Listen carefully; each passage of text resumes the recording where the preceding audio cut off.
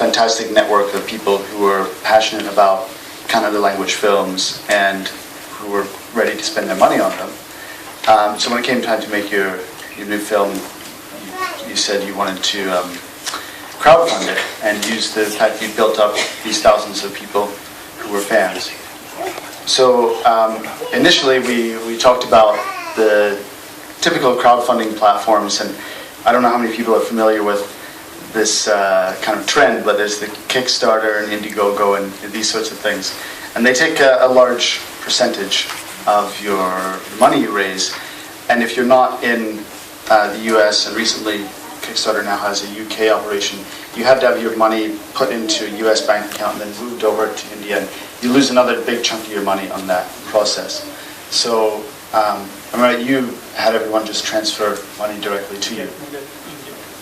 So 2,000 tickets you sold. We used Distrify service to ask audience to pre-order the film.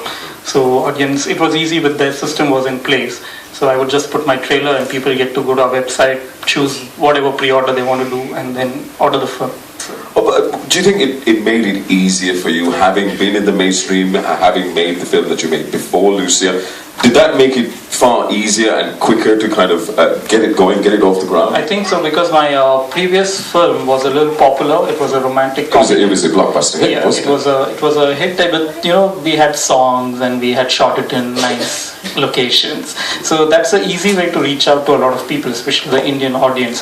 So they loved it. So that gave me a chance to connect to them on my next film. I feel if I hadn't done those mainstream films earlier over the last 5 years, I've done 3 films before that, I wouldn't have been able to connect to so many people. So. But when you said that it is a trend, a crowdfunding, for the people who might not know, how much of a trend is it, and how popular is it now, or is it becoming now in terms of as a way of financing a movie?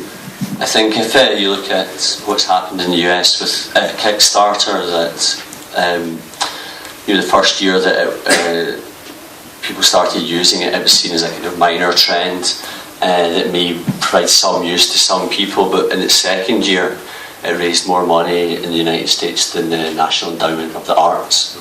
So it went from being very small to about $160 million within 2 years, and that's only going to go up. So I can see that future business models that we're creating here, hopefully we will be raising the money directly from the audience.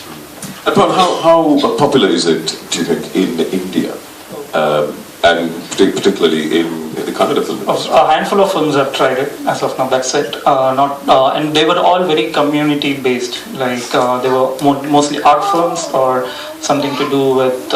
There was a film called I Am, which was the first Indian crowdfunded film by Unai.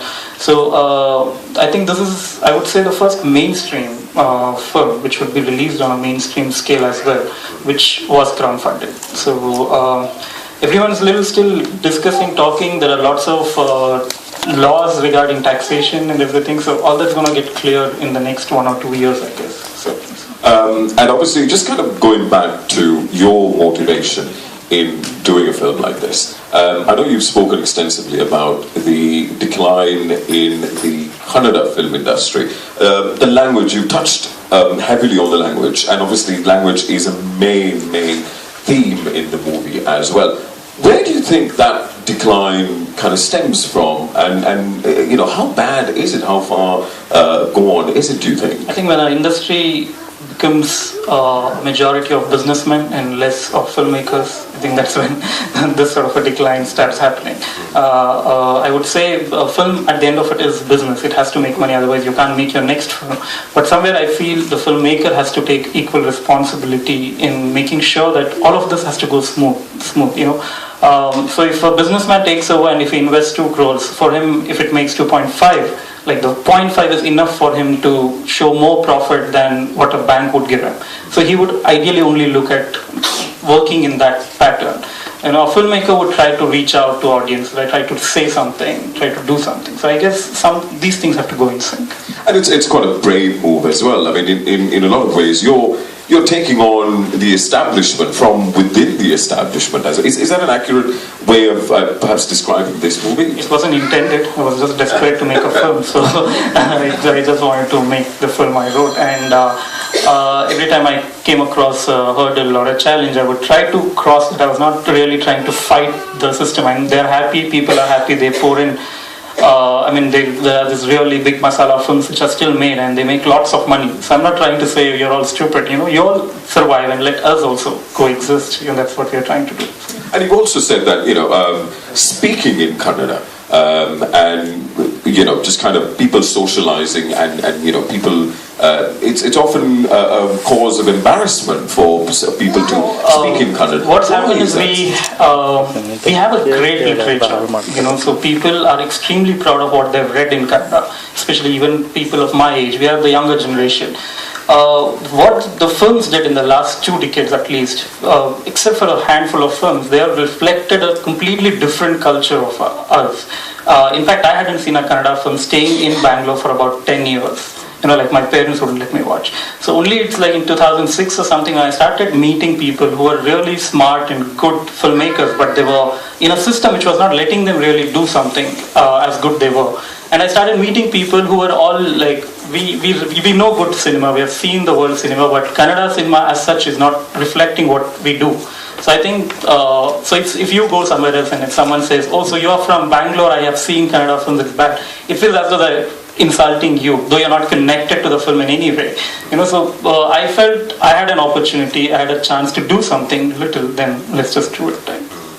And also you described it as the encroachment of Telugu and Malayali cinema. That's played a part as well, hasn't it? As I said, because the literature being so strong, the audience were far more intelligent than what the films were portraying. So if the good films were coming out in Telugu, Tamil, they would want to go learn that language and watch that film instead of watching a stupid film. So those films started doing more business. You see, it's sort of a cyclic. So they started coming in more. So it's all about we going back and doing quality films. And once we do that, everything will fall in place.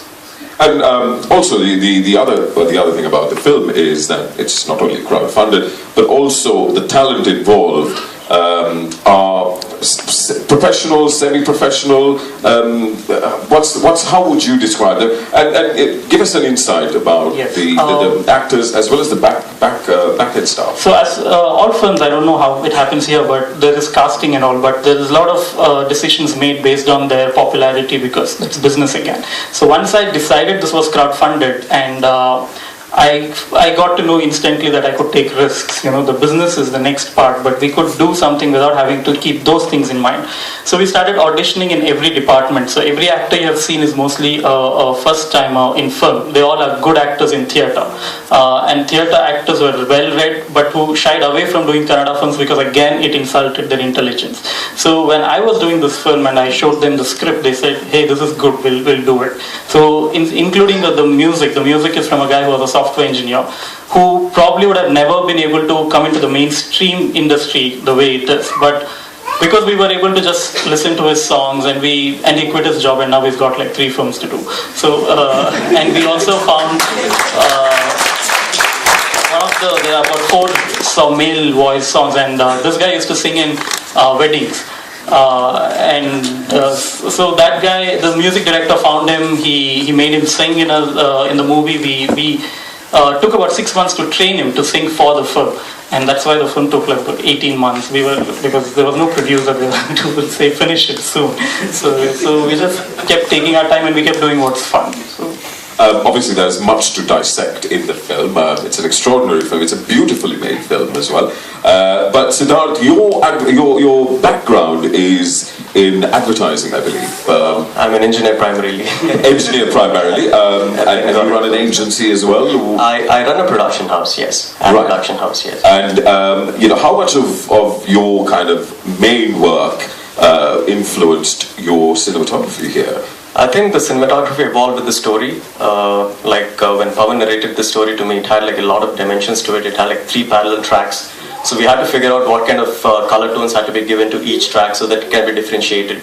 If we had the other track in color, probably nobody would understand which track was going on at that particular moment. So everything was evolved as time went by. We had a lot of discussions about the color schemes and also the art department work, everything. So yeah. Whose outstanding idea was it to portray those very, very vivid dreams in black and white? Like I said, it evolved. It evolved on the set. Not really. So when I wrote the draft, there was no idea of doing two color schemes actually.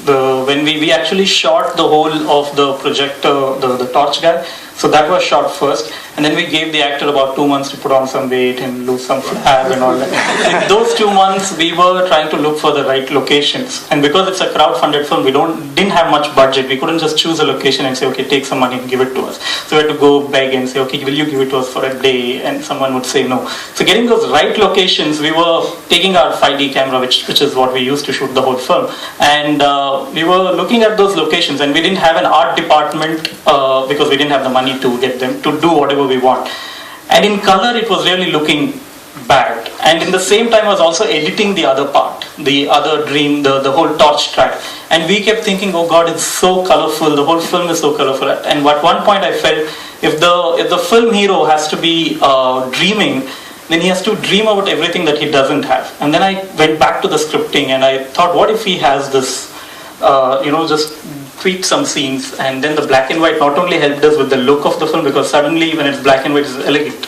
You don't see that it's a low budget or anything. You feel, wow, that looks good.